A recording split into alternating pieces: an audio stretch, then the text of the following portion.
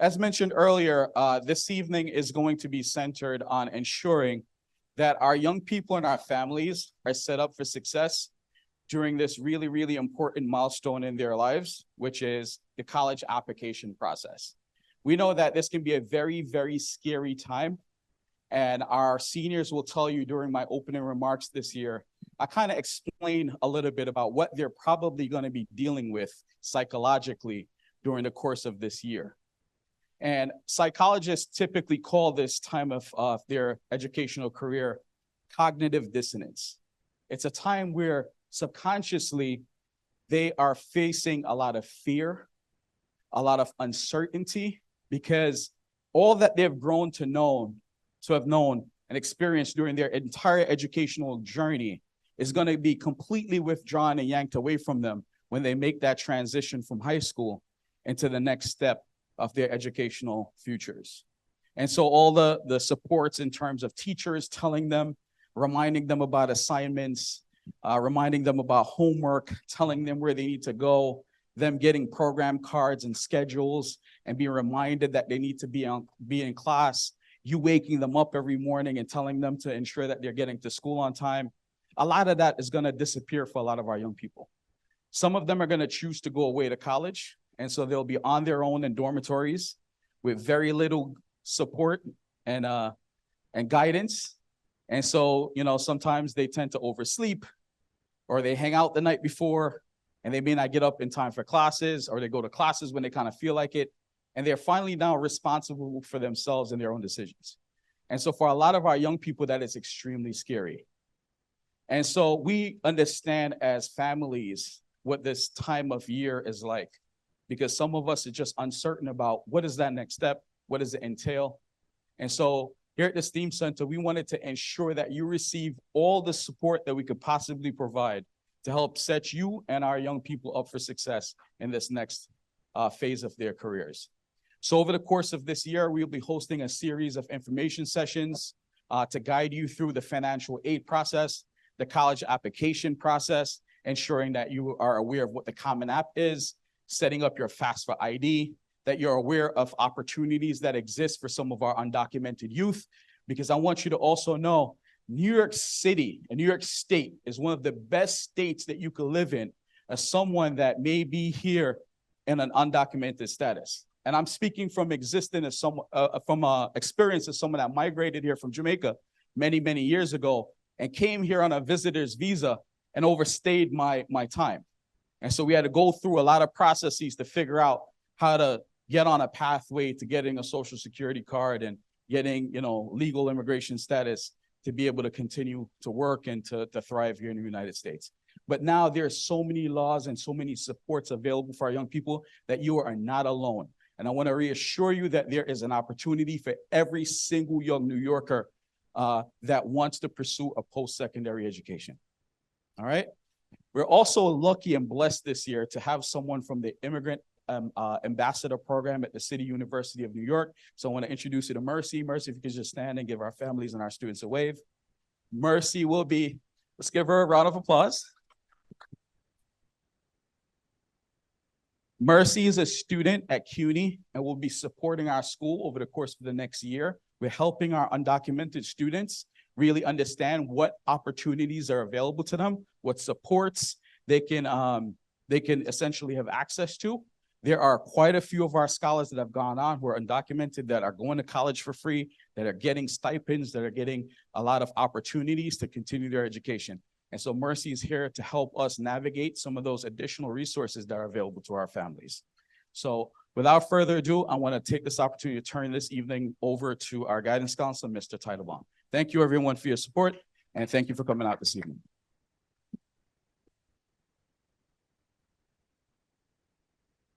Okay, so thank you everybody for being flexible. I know this meeting was supposed to be last week, but unfortunately I was sick. And so I do appreciate the flexibility for everyone's schedule for coming together and being here today. So as Principal Price stated, my name is Mark Teitelbaum. I go by Mr. T. I'm the school counselor here. I've been a school counselor for the last 8 years. And my role here is really to support students in multiple ways. But this specific night is our senior college which is really not senior college, but senior post-secondary meeting. The rule here is that not every student needs to go to college. The DOE might not want me to tell you that, but that's a reality, is that not everyone will go to college. But everybody who walks in this building will leave this building with a firm post-secondary plan by the end of the year. That's my job, okay? The thing is that I'm only as good at my job as the people who help me with it are. And one of the biggest people who are going to help me is you, the parents and guardians. So the more active you are in this process, the better I can ensure that your child is successful. And that's how we're going to start this meeting. Mercy is going to be assisting me this year. We might also have somebody else who will be assisting me this year. But I do want to let you know that that is a requirement. Everybody leaves with a post-secondary plan. What does that consist of? That could consist of college. That could consist of an apprenticeship program, a trade school. If you're going to the military, if you have a job already, all those things count as post-secondary plans. Everybody who is in this class will leave with a post-secondary plan. That being said, this year, there's been a bunch of changes, okay? So the biggest change this year for this cohort is that the SAT, we'll talk about the SAT in a second, but the FAFSA will be opening December 1st. Traditionally, the FAFSA opened October 1st until this year. This is a brand new FAFSA, so I've never seen it before. But supposedly it's easier. Supposedly it takes less time to complete, and it's more user-friendly. One of the differences that you'll see on the FAFSA is that instead of telling you how much your estimate's going to be, it's going to tell you the opposite of how much money essentially they're going to give you. A little bit different. Usually it would say your estimated family contribution is 0. This time it's going to say 8,000 or 4,000, which means that that's how much they're going to give you rather than, you have nothing. So, yeah.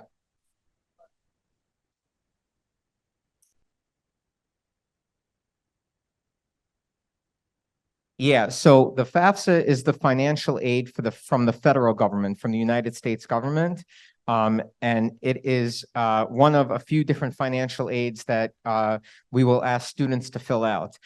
In addition to the FAFSA, we have the Tuition Assistance Program, the TAP, which is for New York State and New York State schools only. So that would be New York State aid that would only be eligible at New York State schools. Then finally, and when we get into the packet, we'll look more closely at what this means. We also have the Excelsior Scholarship, which is a way that upper middle class and middle class families have a chance to get their tuition reduced to $0, essentially, with some things that we'll talk about. But being that the FAFSA has been extended to December 1st, that might change a little bit in the process. So usually what happens is the FAFSA opens in October. We have a meeting in October where you actually complete the FAFSA. That's not going to be happening this year because the FAFSA is not open yet. So for our next meeting, it's actually going to be only for students. It's going to be a personal statement workshop, which I usually do in November. But being that the FAFSA is opening later, I switched it to October. Okay. And then in November, there'll be a parent and student workshop that will be centered on ranking and deciding factors and picking a college. Then in December, there'll be a workshop for FAFSA completion. There'll be one in the evening in December. There'll be one in January on a Saturday, and there'll be one in March in the evening. So there'll be 3 different chances. Those workshops will be by individualized appointment for about an hour. I'm assuming that I'll probably be able to accommodate 5 students and families an hour times 3 appointment slots. So it's 15 per evening for a total of 45. It'll be first come, first serve basis. What you're going to do tonight when we break out after this session is finished is if those of you who came last year to our junior college meeting when you all were juniors and created an FSA ID already, you guys are excused. You guys can go home. If not, the goal is to at least create the FSA IDs today so that when the FAFSA does open, you're ready to go. That step does not have to be done, okay? So that should make the process a little bit quicker. Now, I want to discuss something that's very, very important for people in this room, and that is there's already been a few questions when people look through the folders about the SAT. So, is the SAT required for submission? The answer is if you're going to a CUNY, which is a city university of New York, or a SUNY, the State University of New York, for the class of 2024, which is all of you, it is not a requirement to submit your score. However, within the school itself, there might be certain programs that say that you have to still. So we had a visitor come from SUNY Central yesterday. I apologize if they couldn't see every class, but I have the QR code if you're interested in learning more about SUNY. But they basically what they said is that a lot of the school's individual programs like nursing or any like biology or chemistry, they still might require an SAT score submission. In addition, private schools, HBCUs, historically Black colleges and universities, some of them still require an SAT score submission. There also might be instances where I recommend that you submit your SAT score on an individualized basis, and that's a conversation that we'll have. But in order to help students in your important date for parents and families and students document in your folder, it has the next 3 exams for the SAT. There's one in October, there's one in November, there's one in December, okay? So you could still sign up for the October one, right? But as of right now, it's considered what's called late registration. So the way that it works, the SAT that you guys took last year was given during SAT school day for free in your home schools during the week. That's not how it works. You take it on a Saturday. Okay, so when you go into College Board to register for the exam, you're able to search by your zip code and it'll come up what the closest one is. Because it's so late, my guess is that the ones in October would probably be only in New Jersey or Long Island at this point. You can try. I'm not saying they're all like that, but you could take a look to see. That's why I would recommend taking the November one. The reason why we want to take the SAT at least twice is to super score it, which means we take the highest reading and the highest math and put them together. Okay. And that's something that almost all schools allow. So for the November SAT, and it's due on September 26th, the STEAM Center is working closely with Pratt Institute to get free SAT prep for 5 weeks before the exam. Okay, so those of you who engaged in SAT prep last year, whether you did it privately, whether you did it in your home schools, this is an opportunity to do it today. It's open in the STEAM Center app right now in the opportunities category. And we need at least 15 scholars for it to run. Okay, they said they could accommodate up to 20, but we need at least 15. So I highly recommend that you sign up for that. And that has to be done by September 26th, which is this Tuesday.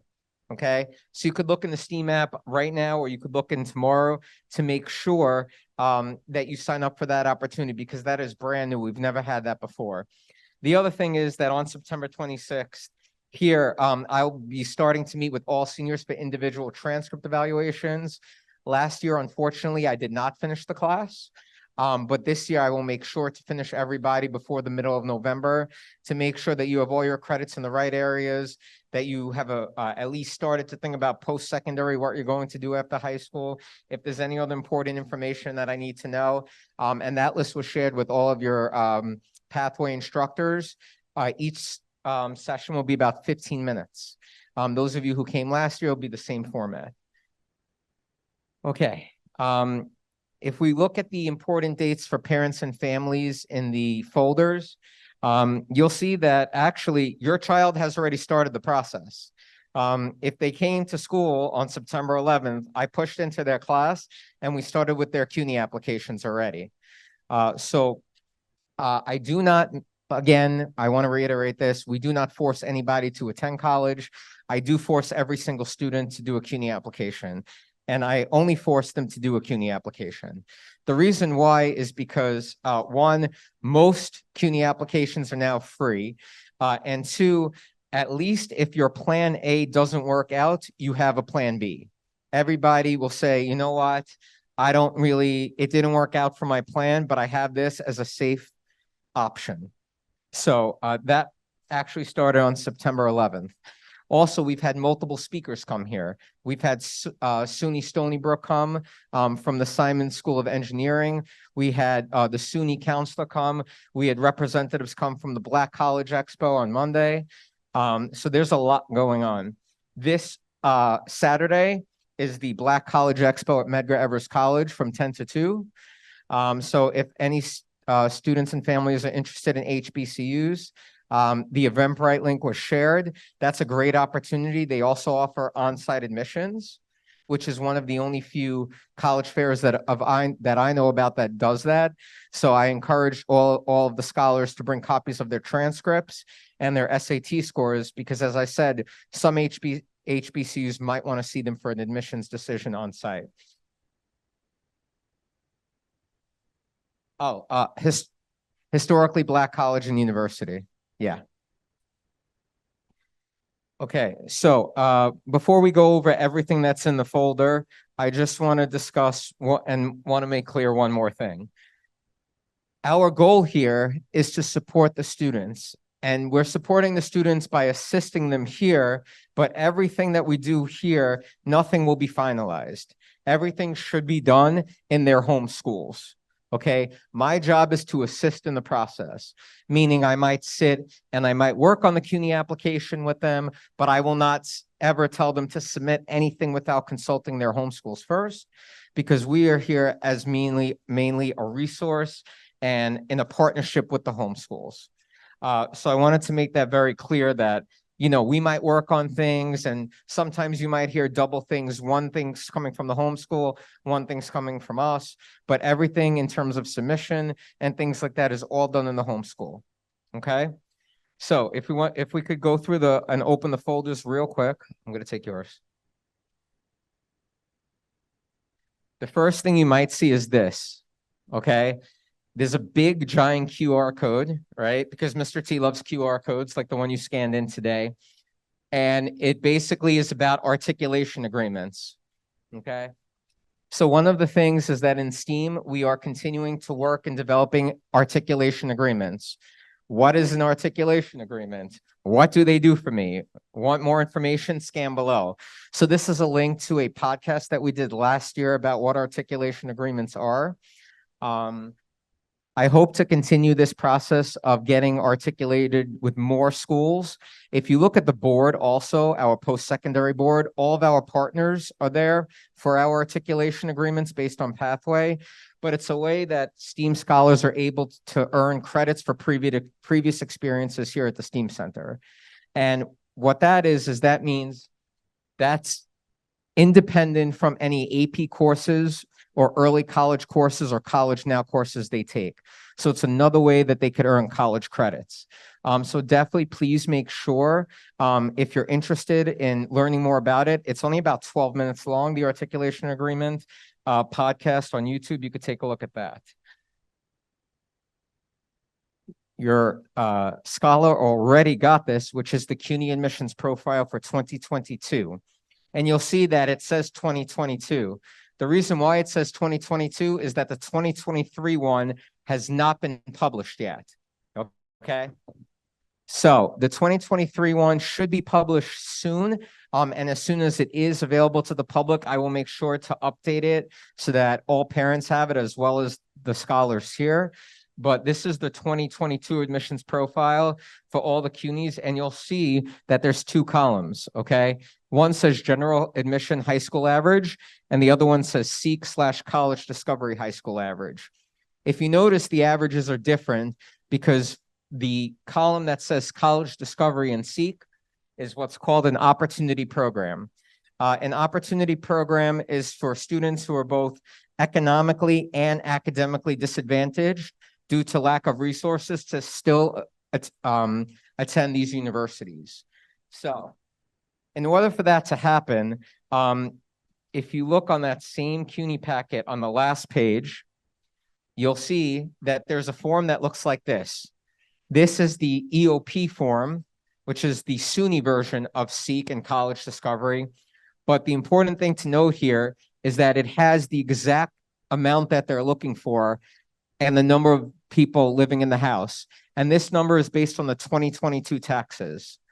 So if you have the 2022 taxes, you could take a look at it to see if your scholar automatically qualifies based on this column. Okay? So that is the opportunity program. It should be the last page. Yeah, that one, yeah.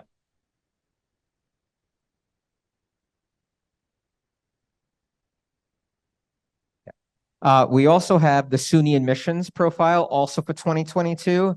SUNY is for state universities of New York. And these are going to be, not all, but a lot of them will be upstate New York or Long Island. A lot of them also do have dorm components. And for state universities, this would be a subsidized cost of tuition and room and board. So it would be more expensive than CUNY, but it would be less expensive than a private university. Okay, either in or out of state. And you could see here for 2022, although not required, they do have the average SAT score.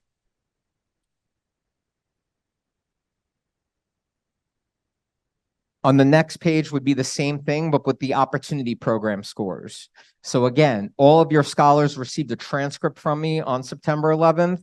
They have a copy of it. If they were not here that day, they can come see me. I will print out their transcript so that you and them together can go through this to see if you are eligible for the opportunity programs, and also to start developing a college list if you have not done so already.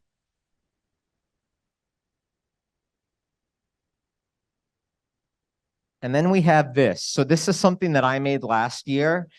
These are actually all the CUNY colleges that have the degree programs that we have here at STEAM. It is not required that you continue your STEAM studies post-secondary, okay? For some of you, you may not want to. For some of you, you may want to. About 70% of our students continue post-secondary in the field that they studied here, but it's certainly not a requirement. But this is just a quick, cheat sheet by pathway. So you see on the first one is the design and engineering. So if you look at all the engineering, if you want to do civil, computer, chemical, biomedical, electrical, whatever it is, it's there. And it's sorted by pathway. And it also has the degree type, if it's an associate's, if it's a bachelor's. So that's this sheet.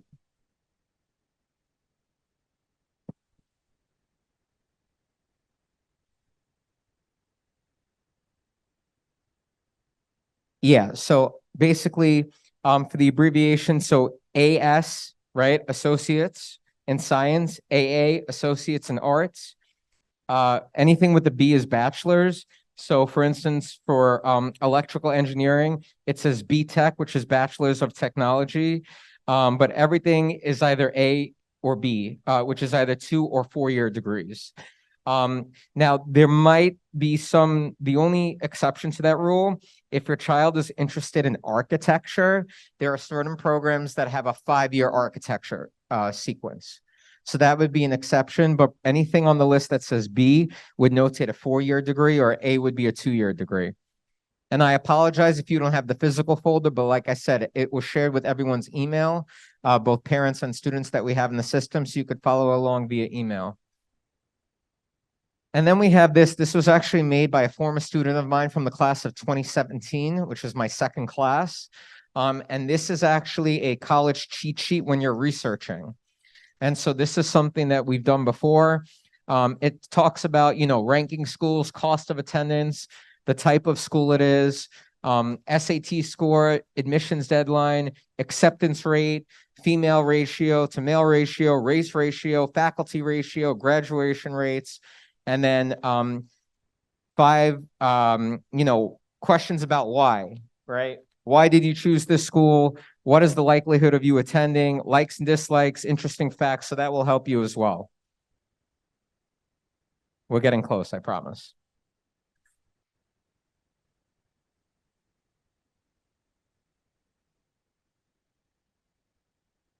This is a list of scholarships, okay? Now, when these scholarships, there's a lot in here, And this is an older list, but in the bigger packet, there's also a very good website that I like, which is FastWeb.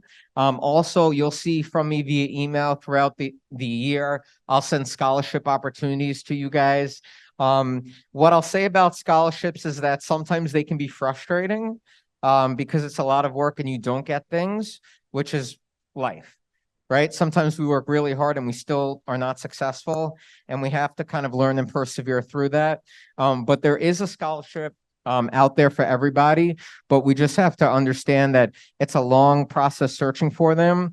But also that's why, Mercy is here, because Mercy is going to be working with small groups, and some of the things that she can work on also is something like scholarship searching. And you'll see in the bigger packet, we have some information about FastWeb. Okay. This is a little cheat sheet that I stole from another school, so I took off their logo. But it's a very good resource. It has some of the top schools that students apply to, and it has just quickly what the average is and also the SAT and ACT scores. When you look at this, keep in mind, this is a few years old, and since a lot has changed since the pandemic, they might fluctuate a little bit, but this is just a good general checklist to look at very, very quickly.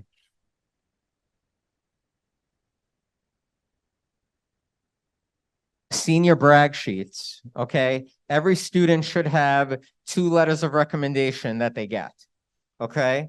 One of them at least should be an academic recommender, okay?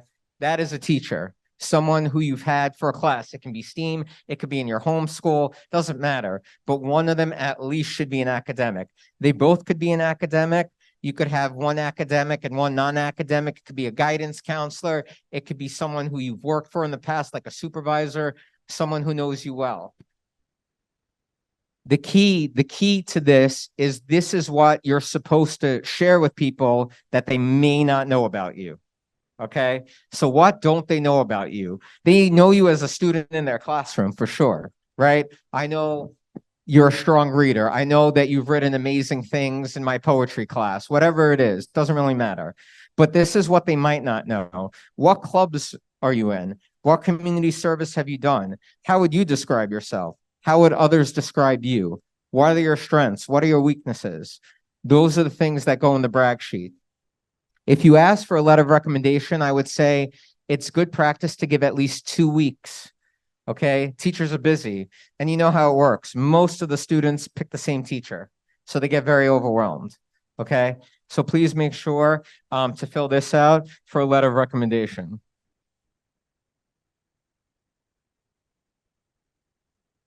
Okay, important dates. We spoke about some of these already.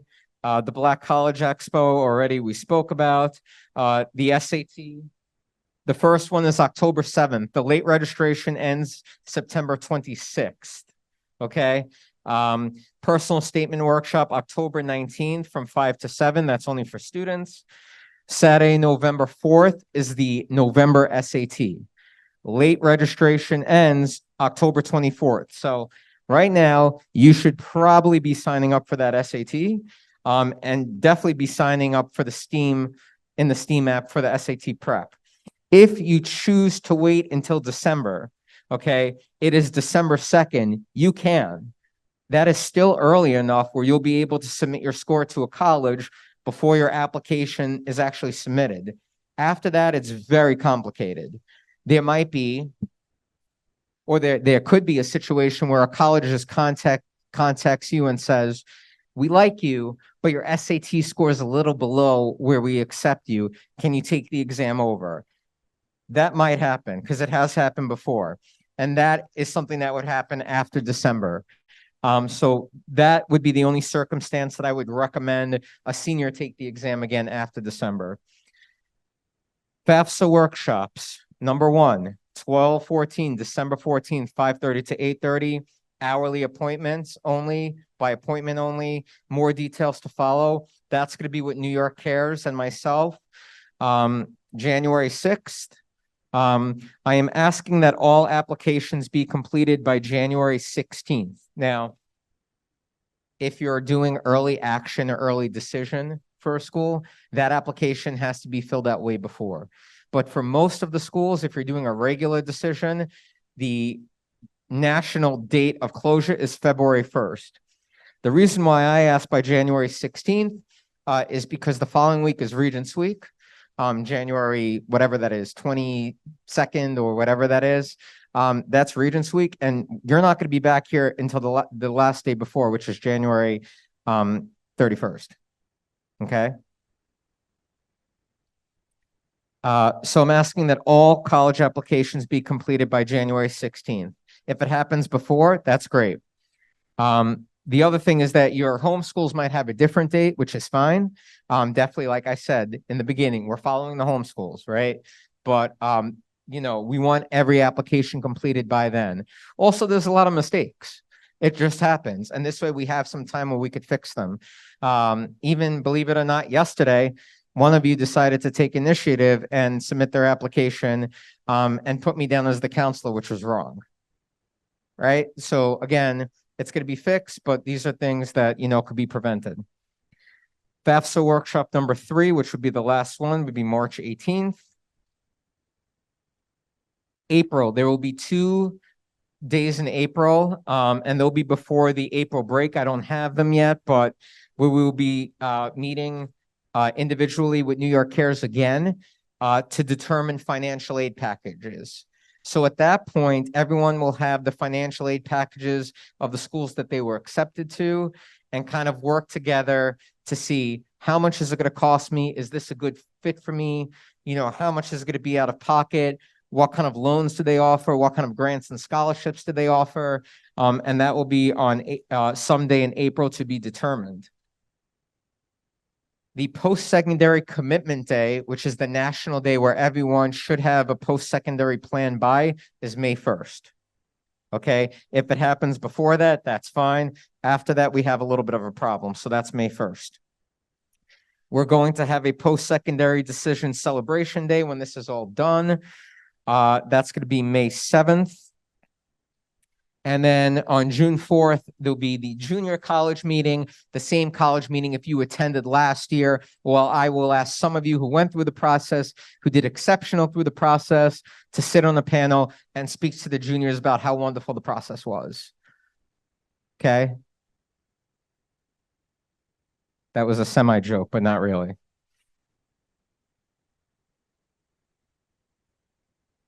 Okay, now the big document in here. And then I will take questions after, okay? So, FSA, right? You're happy it's almost over, right? Jalen's brother, yes? Yeah. Okay, FAFSA prep and FSA ID instruction. So this is what we're going to do today. So I'm going to hold this off to last. The first 2 pages I'll hold off to last, but if you go on the 3rd page, this is about how to apply for financial aid, which is what we're going to kind of start today if you didn't come in the spring. And we're going to discuss, if you're not eligible for financial aid, some of the resources. Here are some reasons about why to do this, the earlier the better. You also have the different types of aid and getting aid and some steps in the process that's very helpful with some websites for you.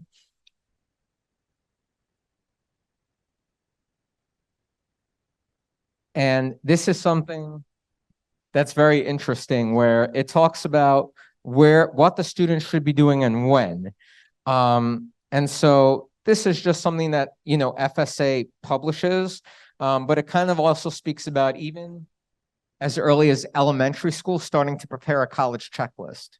And so this is talking about the earlier the better and things like that, which is interesting. If we go to the next page, you'll see where it says the Excelsior Scholarship. And I mentioned that earlier. So the Excelsior Scholarship is, again, like I said, for either middle or, you know, upper middle class families to apply to. But basically what it says, if your income on your taxes, and for this particular group, we're using the 2022 taxes, is $125,000 or less, and you have not received full FAFSA and full TAP, this is the way to subsidize the cost of your tuition. So basically what they do is they say, okay, we offered you $1,000, right? Your tuition is $6,000. You have a chance to get $5,000 as long as you have less than $125,000 as a combined income on your 2022 taxes. There are some caveats to that. The biggest thing is that consider it like a semi-loan, but not really. And what I mean by that is that they give it to you for all your duration in college. They give it to you in your 2-year and you get your associates, or if you're in the 4-year program, as long as you maintain I think it's a 2.5 GPA, which is about a B or like an 80, whatever it is. If you have a full schedule, which is defined as 15 credits, right? And every year that you take out this scholarship for, you need to work in the state of New York. So let's say I take it out for 4 years. I go to SUNY Albany, they pay tuition and they only pay your tuition. They will never pay for your room and board. They only pay for tuition.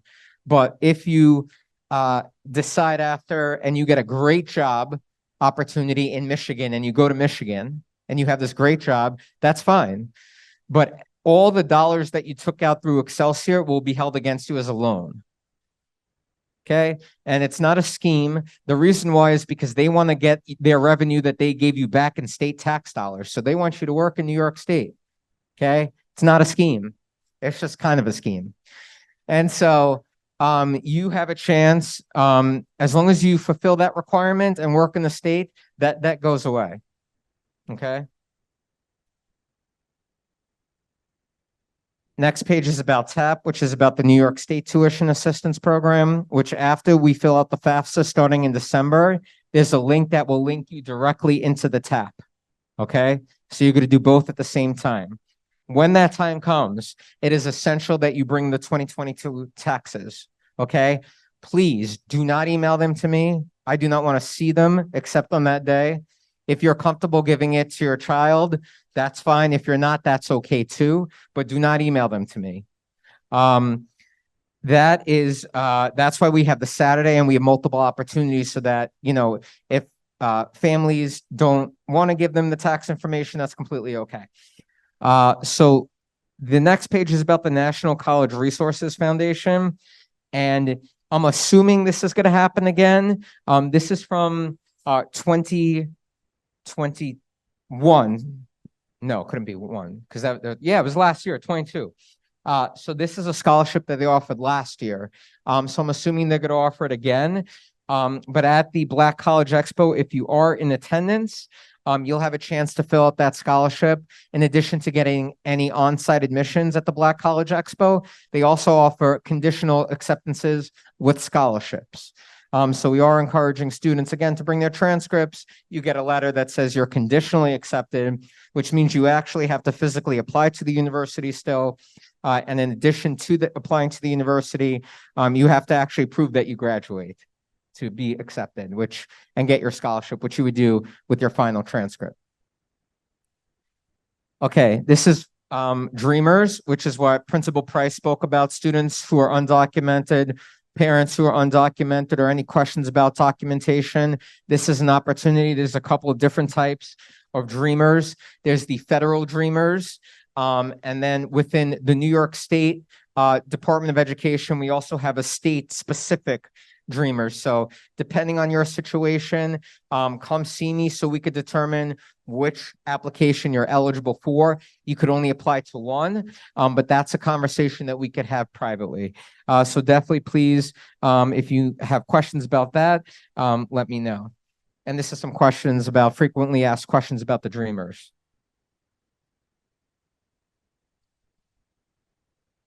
We almost made it. So this is about the college and career planning team. So this is an opportunity that happened last year. I'm assuming it's going to happen again this year, but they offered virtual college opportunities and college counseling via Zoom. It was through the college and career planning team, which I think now is through the Office of Student Pathways. It's a little complicated, but I believe that's going to be happening again. So I wanted to include that link, but I don't think it's open just yet. So as soon as I find out more information about that, I will let you guys know. Okay, last two before we start with the questions. So last two pages are about FastWeb. FastWeb is one of the best resources for scholarships, which is why I put it separately.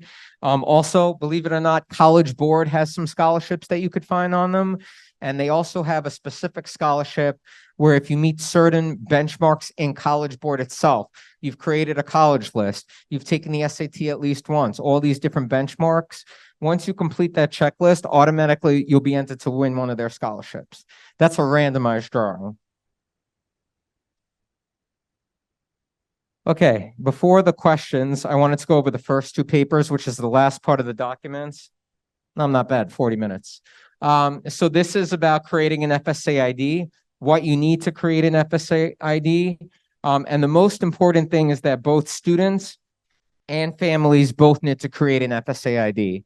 Now, this is a complicated process. The financial aid process is complicated. If there's an individual question about, oh, my child is claimed by my brother who he lives with, and there's all sorts of scenarios.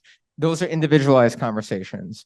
But the goal for today is for students and families to create that FSA ID and take that step. It's very generalized information. You will need social security numbers, you will need address, date of birth, very normal things. But that's going to be the goal for today. And like I said, if there's any individualized questions, you could ask me when we start that process. Before we break for that, are there any questions about anything I went over today? Yes. Yes. In the packet? Okay. I'm not sure why that is, but I will make sure to get copies of that right now. Yeah, I will share that. Yes.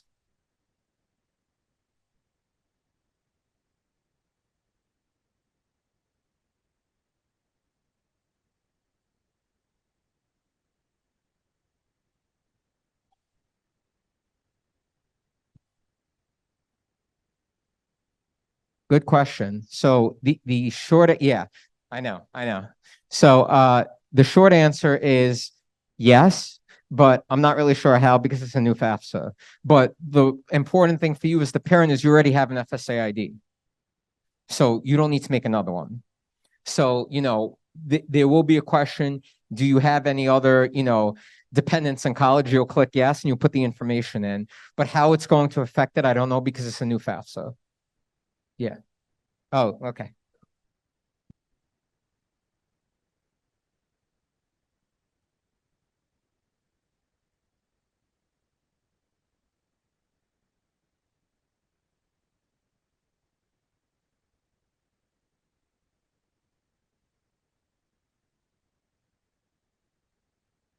Yeah. I understand. Yeah. No.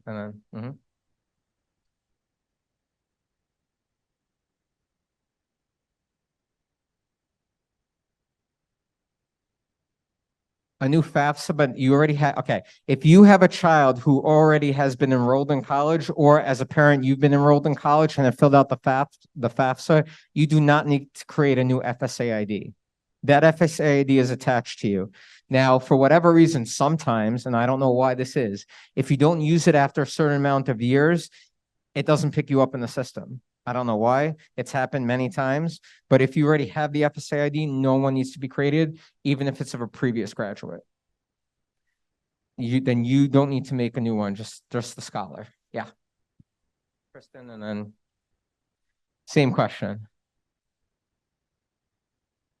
Should be still good. Should be still good. Yeah.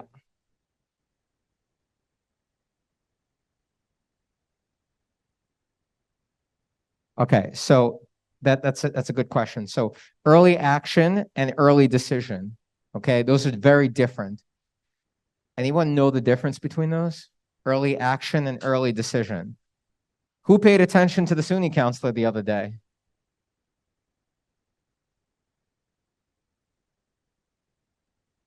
You said, what was it? Correct. Early action, you are not binded to the decision. Early decision, you are contractually binded. Okay. So in that particular case, if it's an SAT optional school, would be the question. If it's not, then it's a question of when will you take the SAT and how close is it to the deadline? Because the deadline usually is sometime in mid-October. The SAT, the October SAT is the 6th. It usually takes about 2.5 weeks to get the results. Not like it matters for this cohort, but for next year's cohort or, next year's senior cohort, this year the SAT after that December exam is going to be only digital. And you're going to get your results within a few minutes. Okay, it's only going to be on the computer. So that's a pretty big difference also. But that doesn't affect you guys. Before we go into the Zoom, any other questions? Yes. And then, yeah.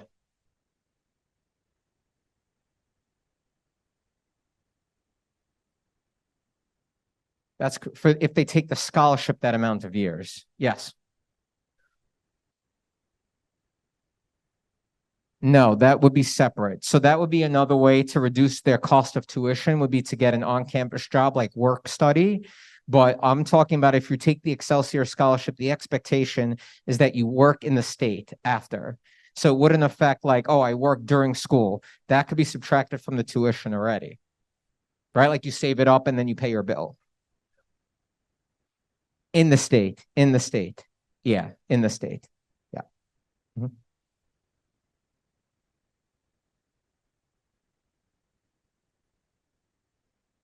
For CUNY?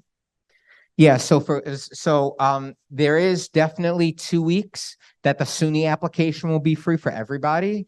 For CUNY, I think it was the case last year that almost everybody was able to get a CUNY fee waiver, and you would apply for 6 schools, because whether you apply for 6 or whether you apply for 1, it's still $65. Okay, if you apply for the SUNY, it's $50 per school if you do not qualify for the opportunity programs. But for CUNY, you definitely want to apply for at least 6 schools. One thing I recommend is that one of them should be a community college. So at least you have a safe choice no matter what. So that's something that I do recommend. But I'm not sure if they have that like the SUNY. I know for sure SUNY, there'll be 2 weeks that'll be open for everybody for free. And that you could apply also for 7 SUNYs instead of 6. I know we have one in the back and also over here. Yeah. Yeah. So, So if again, we started on the 11th. So the way that it's been working and that it will continue to work for at least a little bit is that I'm pushing into every class for 25 minutes every Monday during their PSP course. So there are 6 pathways and there's 25 minutes. So if you do the math, everybody gets 25 minutes and everyone only gets 25 minutes. Now, unfortunately, this past week, I was not here. And next Monday or this Monday, we're obviously closed, but that following October 2nd will be the next day that I'll be in their classrooms assisting with the applications. Yeah. Over here. Same thing. Yeah. Yes. And if you don't have a chance to complete it, one of the things that I always tell families is that when it comes to senior year and specifically for SAT fee waivers, they are based on the lunch forms, which is why it's important to get those lunch forms in, because if a student's on free or reduced lunch, automatically they're going to qualify for an SAT fee waiver. If they don't submit the application, it's going to say no application in the system, and it's going to be considered a full lunch, and you won't be able to get the SAT fee waiver. And it used to be the same thing with the CUNY fee waivers as well. Before we go into the Zoom, any other questions? Okay, fantastic. Yes, Chavez.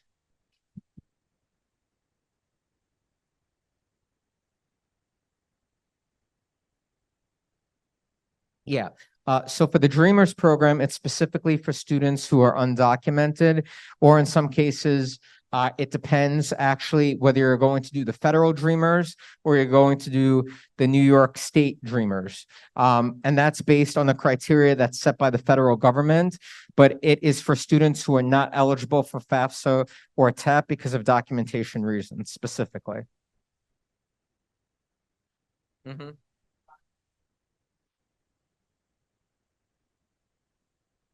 No. If you already have an FSA ID, as I said before, and you've had a child in college, or you yourself have been a student recently in college, you do not need to create a new one.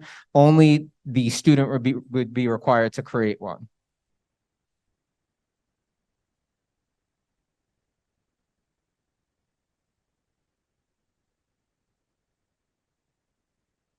Say it again.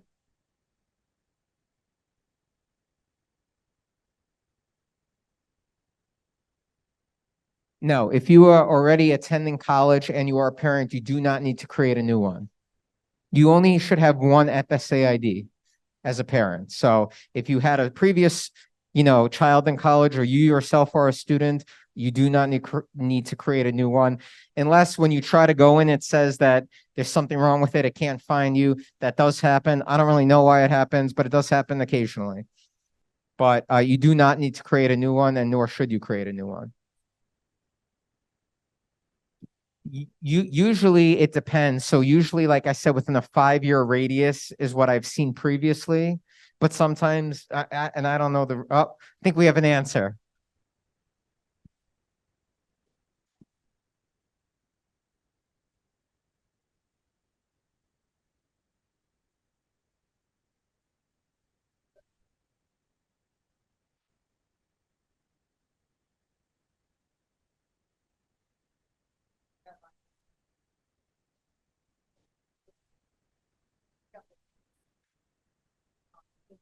Yeah.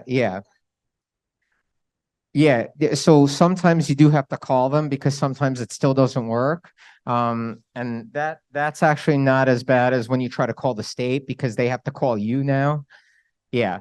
But everyone should be using the same, because like I said, if you try to sign up, it's going to match your social security and you won't be able to take another one out. So you should always use the same one. Yeah.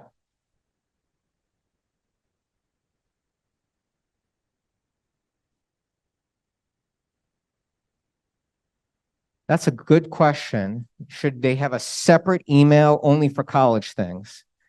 So for the students, which email did I say you should put on your CUNY application?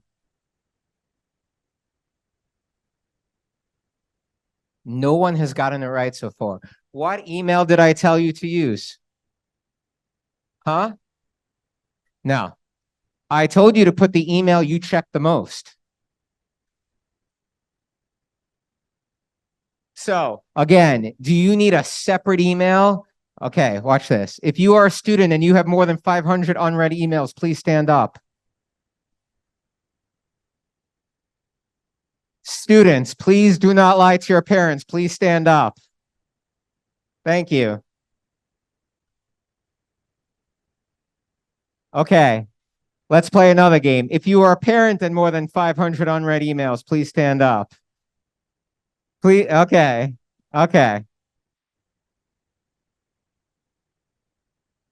So here's the thing. With the emails, it is really, really crucial to understand, okay? The email that you check the most is the email you should be using, okay? We want to make sure that you use that email. So does it have to be the STEAM email? No. Does it have to be your personal email? No. Whatever email you use the most, okay? That's the most important email to put down. If they're not checking the 4 emails that they have already, to create another one doesn't really make a lot of sense to me. That's when they created their CUNY accounts, I told them whatever email they check the most is the one they should put down. That being said, I'm hoping that they realize that that should be for the whole process, right? Put the same email for everything, because you have 4 emails and put 4 different emails, things are going to get lost. I also suggested that they create a subfolder in their email that says college, where they could periodically look through things and sort things as they get them. Okay. Any other questions before we start with creating FSA IDs? Chavez, any other questions?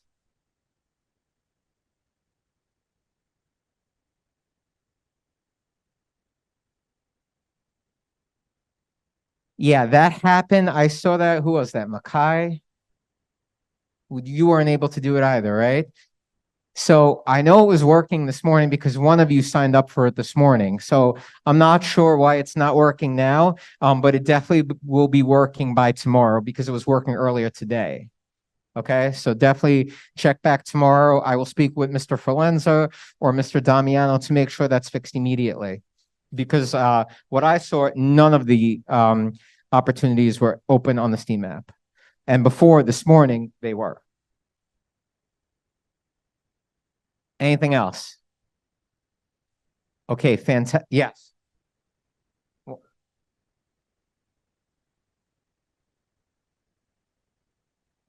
Yes, yes. Yeah.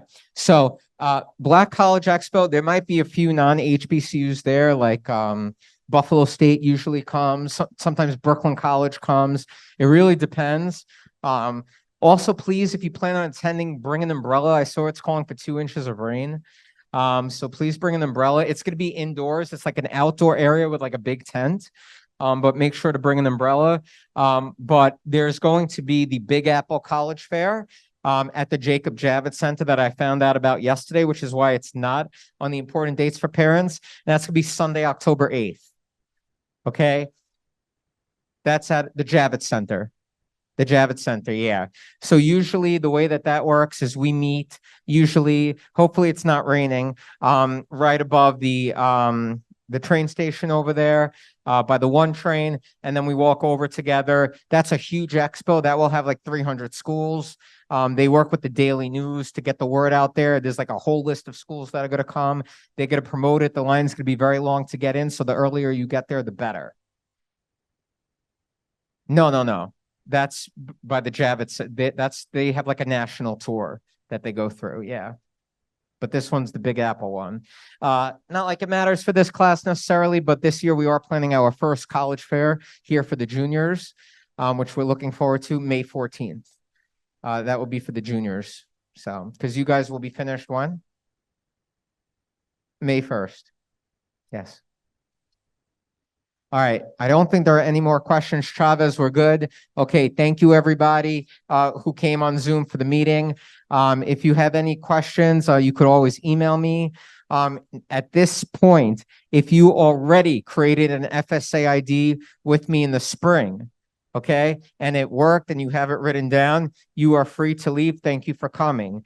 If not, I'm going to ask that you stay here so I could see how many computers we have over here first, because we probably don't have enough at the moment. I can get more, but I'm going to ask Ali and Nayari to start unlocking them, please.